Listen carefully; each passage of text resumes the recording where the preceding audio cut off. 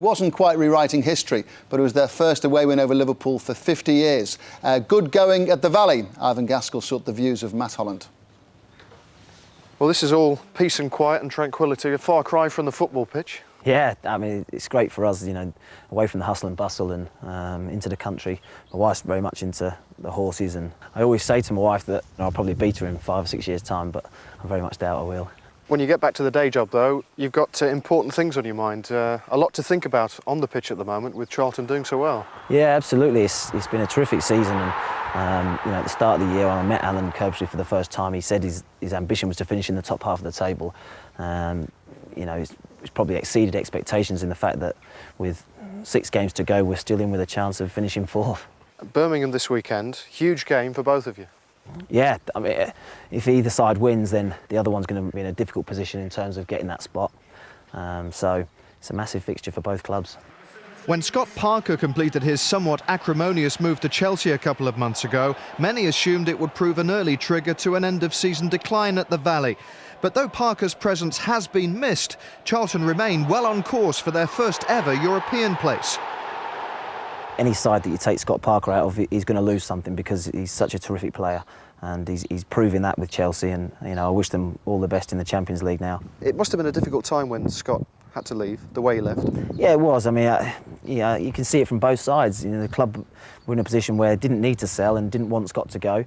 From Scott's point of view, you know, you're talking about a team that are challenging for the title and a team that are challenging for the Champions League. So you can see it from both sides. And you know, unfortunately, you know, in the way it went, but. Now, like you say, it's water under the bridge. You'll have watched with interest this week that a Mr. R. Keane is back in the frame. Roy, this time. After the history that's gone, as a midfielder, as a captain of Ireland, what do you think about Roy Keane's return? Yeah, I mean, it's terrific. I mean, you know, you talk about getting to major tournaments, and for the Japan/Korea World Cup, Roy played a massive and significant part in getting Ireland to the World Cup. Some of his displays against Holland and Portugal were outstanding, and you know, it was a shame the way things turned out, and it's been well documented, everyone knows what happened. Clear conscience, and I'm happy to be going home. But again, you know, Roy made a decision then to do what he did, and he's making a decision now to come back. The players accept that with him on board, you have that little bit better chance of getting to Germany, I suppose. Yeah, absolutely. I said Roy's one of the best players that Ireland's ever produced, and with him in the side, certainly we'll have a bigger chance of qualifying for Germany. There is a line, you can't cross it, and unfortunately Roy has crossed it. You don't think there's any question that it might be a slightly divisive thing in the dressing room, though? Not that I've been made aware. I mean, obviously I can't speak on behalf of all the lads, but not that I've been made aware of. Oh yes! It's Matt Holland!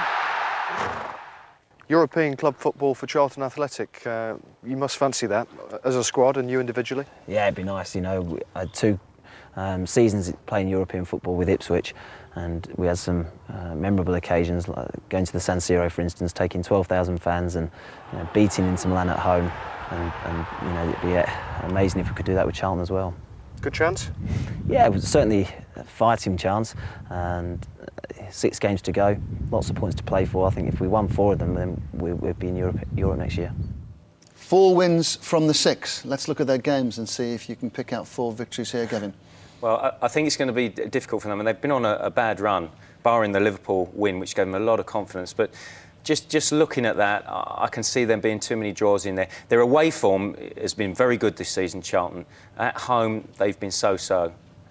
So I would say they just missed out on it, but it's still been a good season. I mean, for Charlton, you know, to finish in the top 10 is excellent. I reckon his dad's going to write him out the will now after that. What's at the heart of Charlton's success, do you feel, when you look at the side? The heart is the team spirit, and you look at Matt Holland there. I mean, the signing of Matt Holland, Hernan Hreiderson, I think they typify what Charlton's about. You know, they're good quality professionals who come in, they can play in several positions. This is good management, you know.